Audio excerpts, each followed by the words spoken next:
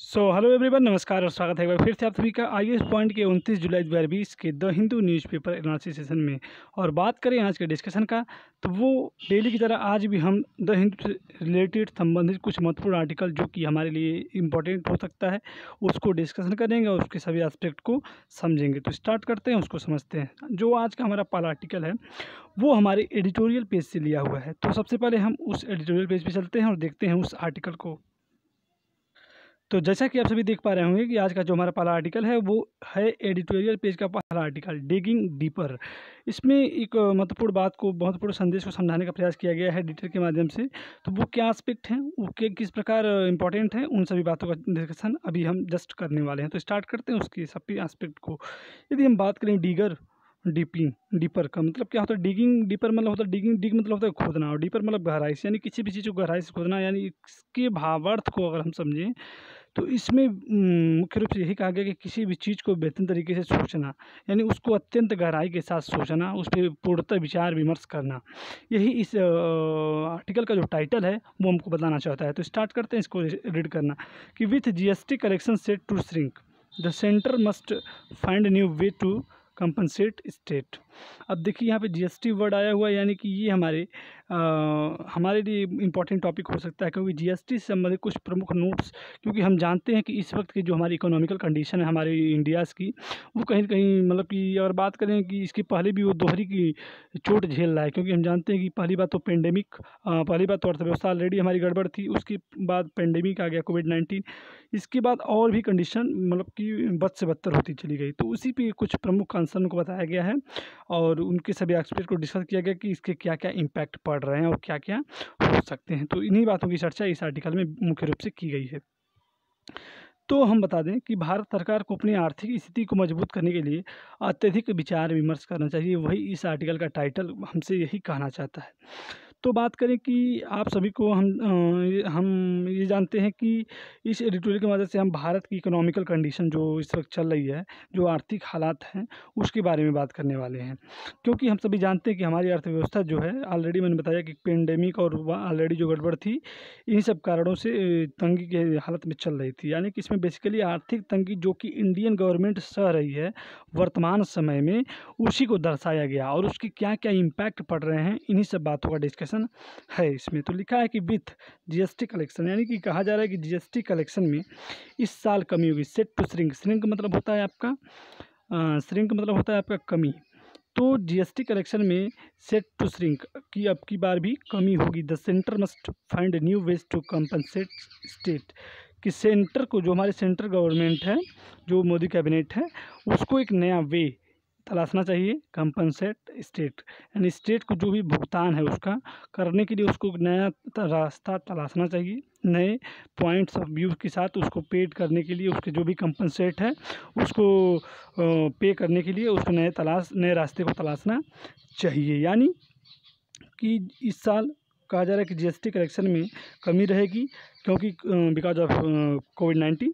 और ऐसे में केंद्र सरकार को उन तरीक़ों की खोज करनी चाहिए जिनसे कि राज्यों को उसका टैक्स दिया जा सके, यानी जो भी राज्य हैं उनको टैक्स दिया जा सके। क्योंकि हम देखिए ऑलरेडी हम जानते हैं कि जीएसटी के पहले हर पर एक सेंट्रल गवर्नमेंट हुआ करती थी, उसके बाद छोटे छोटे स्टेट हुआ करते थे। तो सभी स्टेट अपने हिसाब से वहाँ पे टैक्स लगाते थे और वो अपना मतलब कि अपने सिस्टम से उस टैक्स को बनाए हुए थे। लेकिन जब जीएसटी लागू हुई, जैसे गवर्नमेंट ने ये कहा कि नहीं, अब एक ही प्रकार का टैक्स पूरे भारत में रहेगा और इसी के अकॉर्डिंग हम वसूली करेंगे। तो जब वहाँ पे सेंट्रल गवर्नमेंट ने अपनी रिस्पॉन्सिबिलिटी ले ली, तो वहाँ से थोड़ा सा स्टेट गवर्नमेंट की रिस्पॉन्सिबिलिटी भी कम हो जाती है। तो स्टेट गवर्नमेंट का जो टैक्स है उसको सरकार अपने माध्यम से पेड करती है। तो वो वही कह रहा है कि जीएसटी की वसूली भी इस साल कम हुई, यानी टैक्स की वसूली कम हुई, जिसके कारण जो गवर्नमेंट है उसको अब उस स्टेट को जो कंपनसेट करना है, जो भुगतान करना है, उसको भुगतान करने के लिए एक नए वे की तलाश करनी चाहिए। यानी कि अगर बात करें नेक्स्ट एस्पेक्ट, जो कि हमारा नेक्स्ट स्टेटमेंट है कि for month 4 month into FY 2021, the center has finally managed to pay state the compensation due to them for the previous year under the GST regime। अब देखिए 4 मंथ इंटू एफ वाई क्या होता है, financial year, यानी वित्तीय वर्ष 2020-21 जो कि ये वर्तमान में चल रहा है, इसके लगभग 4 मंथ कंप्लीट हो गए हैं, 4 महीने इसके क्लियर हो चुके हैं। यानी कि हम कह सकते हैं जो वित्तीय वर्ष 2020-21 है उसका लगभग 4 महीने हो चुका है। But the center has finally managed to pay state the compensation due to them the previous year under the GST regime। यानी कि GST रेजिमी मतलब होता है आपका शासन, और श्रिंक का मतलब होता है कमी। रेजिमी मतलब होता है आपका शासन। GST शासन के अंतर्गत जो गवर्नमेंट है, जो सेंट्रल गवर्नमेंट है, उसने फाइनली मैनेज्ड, उसने अंततः मैनेज कर लिया है टू पे स्टेट द कंपनसेशन, कि जो भी स्टेट को कंपनसेशन देना था उसको मैनेज कर लिया है, due to them for the previous year under the GST। यानी पिछले साल का जो हमारा पिछले साल का जो कहें कि जो टैक्स था, जो यानी कि जो कंपनसेशन था प्रत्येक राज्य को, प्रत्येक स्टेट को देना था सेंट्रल गवर्नमेंट के द्वारा, उसको सरकार ने कुछ पे किया हुआ है, और पे करने के साथ ही उसने मैनेज कर लिया है GST शासन के अंतर्गत। मतलब कि देखिए आप एक बार फिर समझिए कि जो वित्तीय वर्ष 20-21 का है उसका लगभग 4 महीने हो गया है, पर केंद्र सरकार जो है केंद्र सरकार विभिन्न राज्यों को जो पिछले साल GST शासन के अंतर्गत पैसा देना था उसको किसी तरह मतलब मैनेज कर रही है, या फिर मैनेज की है। तो इसके अंतर्गत ये कहा जा रहा है कि दिस में come as a breather for state seeking to finance effort to ramp up public health care capacity and contain COVID-19 detrimental effect on vulnerable sections। अब देखिए इसमें आपको थोड़ा सा अच्छे समझना है। यदि आप मान लीजिए कि आप किसी समस्या में हैं, ऑलरेडी बहुत ज़्यादा समस्या में है, तो अगर कोई सामने वाला पर्सन आपको कुछ भी पेड करता है, मान लीजिए उसका आप पे 100 रुपये कर्जा है, और उस वक्त आपको 30 रुपया भी देता है समस्या के समय, तो वो आपको 30 रुपया आपको एक मतलब रैंप अप करने के लिए यूज आएगा, मतलब आपको एक राहत देगा वही 30 रुपया। यानी कि वही बात इस स्टेटमेंट के अंतर्गत कही जा रही है। यानी कि अब बात करें इसकी, तो कहा जा रहा है कि केंद्र सरकार ने ये जो पैसा विभिन्न राज्यों को उपलब्ध कराया है कि them for the previous year under, नहीं, दिस में कम एज अ ब्रीदर मतलब होता है आपका राहत। क्या होता है? राहत फॉर स्टेट। जो स्टेट है ये जो पैसा दिया गया है, पे किया गया है पिछले साल का GST टैक्स सभी राज्यों को केंद्र सरकार के द्वारा, तो ये एक प्रकार की राहत है, ये एक प्रकार की राहत है उनके लिए, जो भी पैसा विभिन्न राज्यों को केंद्र सरकार के द्वारा दिया गया है, उपलब्ध कराया गया है। तो क्योंकि इसके माध्यम से जो विभिन्न राज्य हैं वो अपनी पब्लिक, क्योंकि जो विभिन्न राज्यों में अपनी पब्लिक हेल्थ केयर कैपेसिटी को contain covid detrimental effect on vulnerable section, कि जो विभिन्न प्रकार के राज्य हैं वहाँ पे पब्लिक स्वास्थ्य संबंधी जो क्षमताओं को बढ़ाने में उनको सहायता मिलेगी, और समाज के जो कमज़ोर वर्ग हैं यानी कि वल्नरेबल सेक्शन है, यानी वल्नरेबल होता है कि जो गरीब तबका या फिर मध्यम वर्गीय तबका जो है वो कहीं न कहीं वर्गों पर जो कोविड-19 का जो प्रभाव है, जो कोविड-19 का जो इफ़ेक्ट है, कोविड-19 डेट्रीमेंटल इफ़ेक्ट, तो डेट्रीमेंटल आपका होता है, डेट्रीमेंटल मतलब होता है हानिकारक, और वल्नरेबल मतलब होता है चोट में खाना है, जो कमज़ोर वर्ग के हैं, और रैंप अप का मतलब होता है बढ़ाना। तो जब वो सरकार पेड करेगी तो उस पेड के हिसाब से जो स्टेट गवर्नमेंट होगी वो अपने स्टेट की पब्लिक स्वास्थ्य संबंधी क्षमताओं को बढ़ाने में सहायता उसको इस पैसे से मिलेगी, और समाज का जो कमज़ोर वर्ग पर जो भी कोविड-19 का इफ़ेक्ट है, हानिकारक इफ़ेक्ट है, उसको भी कम करने में इस पैसे की बहुत ही बड़ी योगदान देखा जा रहा है। मतलब कि देखिए कि अब जो भी ये कहा जा रहा है कि केंद्र सरकार ने ये जो पैसा विभिन्न राज्यों को उपलब्ध कराया है, इसके माध्यम से विभिन्न राज्यों को पब्लिक स्वास्थ्य संबंधी क्षमताओं को बढ़ाने में राहत मिलेगी, और समाज के कमज़ोर वर्गों पर जो भी कोविड-19 का हानिकारक प्रभाव है उसको भी कम करने में सहायता मिलेगी। तो ये कहीं न कहीं एक राहत की बात की गई है।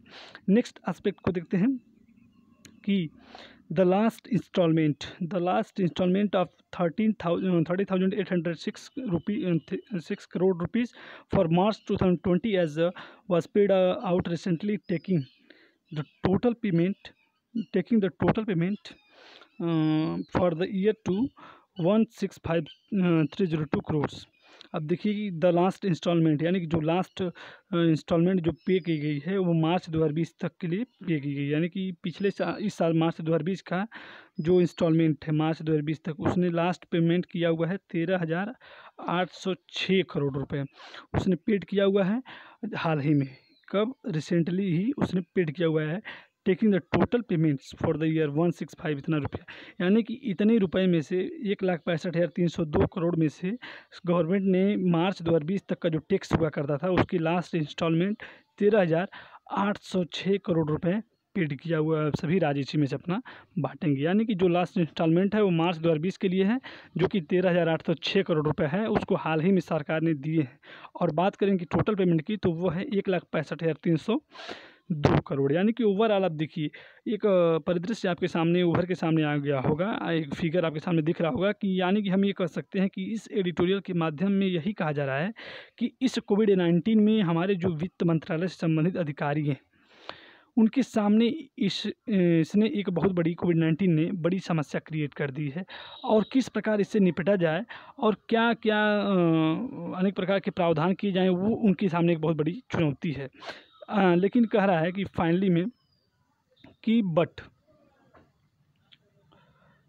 फाइनली कह रहा है but with the third of the fiscal year almost over, it would help the center and the state to battle the virus more effectively if they had more certainty and clarity on the cash of their disposal। अब देखिए अपने आप में overall यही कहना चाहता था कि हम जानते हैं कि बट ये जो हमारा वित्तीय वर्ष है, but with the third of the physical year almost over, हम जानते हैं कि जो फिजिकल ईयर है, जो भी हमारे वित्तीय वर्ष है, उसका थर्ड ऑलमोस्ट ओवर हो गया, वो लगभग समाप्त हो चुका है, तिहाई भाग 1/3 समाप्त हो चुका है। It would help the centre and the state to battle the virus more effectively, और इसका लगभग 1/3 समाप्त हो गया है।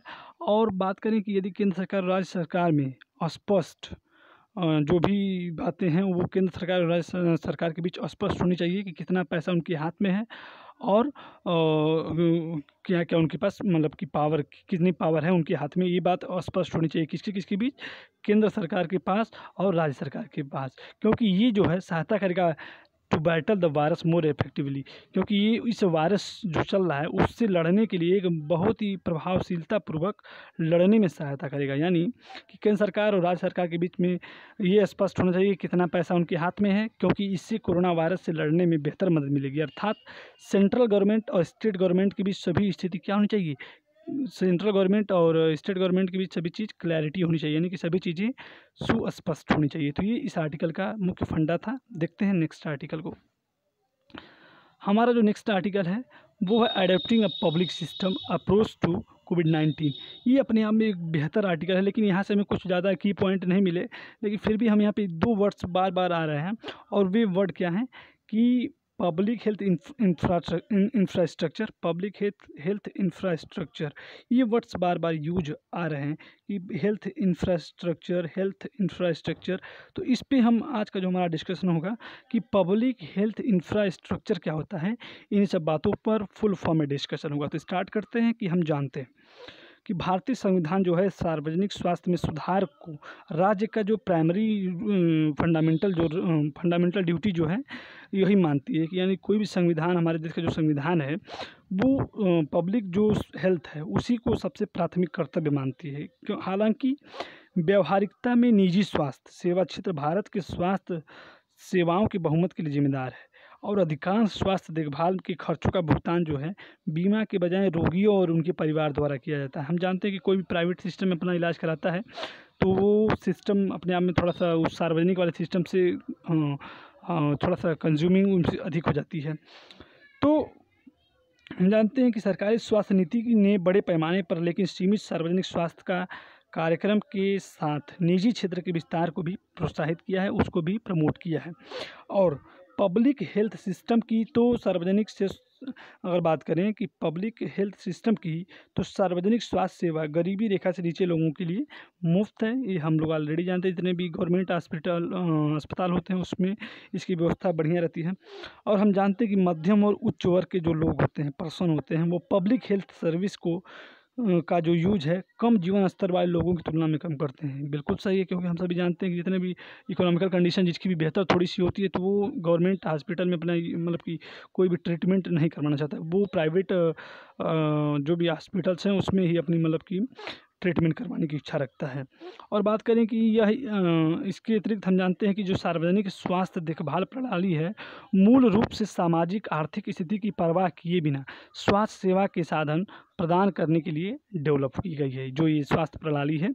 हालांकि सार्वजनिक और निजी स्वास्थ्य सेवा क्षेत्रों पर निर्भरता राज्यों के बीच काफ़ी भिन्न होती है। बिल्कुल ये भी सही है, हर राज्य का अपना अपना एक सिस्टम होता है। तथा 2014 के बाद हम जानते हैं कि एक राष्ट्रव्यापी सार्वभौमिक स्वास्थ्य देखभाल प्रणाली का भी मतलब कि अनावरण किया गया है, जो सभी नागरिकों को मुफ्त दवा तथा गंभीर बीमारियों के लिए बीमा प्रदान करेगी।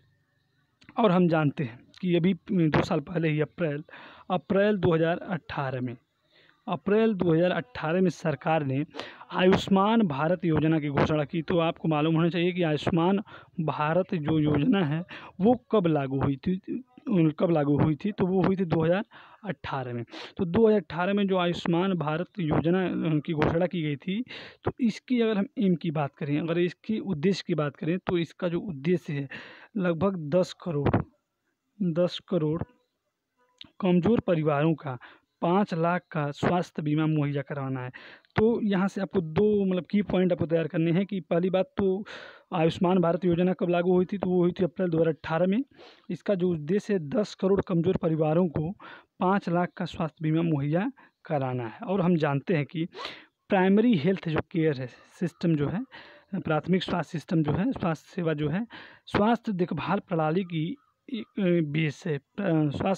हेल्थ सिस्टम की नींव है। जो प्राइमरी हेल्थ केयर सिस्टम जो है वो हेल्थ सिस्टम की नींव है, और व्यक्तियों, परिवारों और समुदायों के लिए स्वास्थ्य टीम के माध्यम से सेवाएं, इसके अंतर्गत सेवाएं उपलब्ध कराना भी शामिल है। और बात करें प्राइमरी हेल्थ की, अगर हम बात करें कि प्राइमरी हेल्थ क्या होता है, तो प्राइमरी हेल्थ को हम बेसिकली अगर यदि हम बांटें, तो प्राइमरी हेल्थ को हम बेसिकली इसके 4 पिलर्स मान सकते हैं कि इसके 4 पिलर्स होते हैं। वो चारों पिलर्स क्या क्या होते हैं? पहली बात तो टीम, इसके बाद इंफॉर्मेशन, उसके बाद अप्रोच, उसके बाद हेल्थ सिस्टम। यानी कि पहली बात टीम एजुकेटेड और बेहतरीन तरीके से ट्रेंड टीम होनी चाहिए, सूचनाओं का संग्रह होना चाहिए, पहुंच होनी चाहिए किसी भी सिस्टम के प्रति, और हेल्थ सिस्टम भी अपने आप में मजबूत होना चाहिए। तो ये है प्राइमरी सिस्टम के 4 पिलर। और बात करें कि एक ही टीम के दृष्टिकोण के साथ जानकारी साझा करना चाहिए। तो टीम की इस प्रकार जो एक्टिविटी होती है, तो टीम के प्रत्येक सदस्य अपनी बड़ी तस्वीर देखने और छोटे विवरण पर ध्यान केंद्रित कर सकते हैं। और इस प्रकार के परीक्षण और अन्य सेवाओं करने से दोहराव भी कम होता है। और सबसे महत्वपूर्ण बात यह है कि आप और आपके जो परिवार की जो बेहतर सलाह, देखभाल और आपकी टीम की सामूहिक विशेषज्ञता पर आधारित उपचार देता है। कौन? Primary system. तथा हमारे हेल्थ सिस्टम में भी ये सुधार करता है, क्योंकि जो प्राइमरी हेल्थ सिस्टम होता है वो अपने आप में बहुत ज़्यादा इम्पोर्टेंट होता है। तो ये रहे आज के 2 महत्वपूर्ण आर्टिकल और उनसे जुड़े कुछ महत्वपूर्ण एस्पेक्ट। तो उम्मीद है कि आपको समझ में आया होगा और आपने इसको तैयार भी किया होगा। अब यदि हम बात करें नेक्स्ट एस्पेक्ट की, तो सबसे पहले हमारा पहला क्वेश्चन आप सभी से यही होगा कि क्या आप जो भी इम्प्रूवमेंट चाहते हैं कि इसमें और इन चीज़ों को शामिल किया जाए। आज इस जैसे न्यूज़पेपर आज का हमने डिस्कस किया, तो यदि आप चाहते हैं कि इसमें और भी कुछ नई चीज़ों को ऐड किया जाए या इसमें और भी क्या चीज़ें होनी चाहिए, तो आप बिल्कुल नीचे कमेंट सेक्शन में हमको बताएं। तो उसको सर्वाइव करने का पूरी तरह प्रयास किया जाएगा। आपको वो चीज़ प्रोवाइड कराने की पूर्णतः प्रयास रहेगा हमारी और हमारी टीम के द्वारा। तो आज के लिए इतना ही। अगले दिन फिर मिलेंगे, तब तक के लिए नमस्कार और धन्यवाद।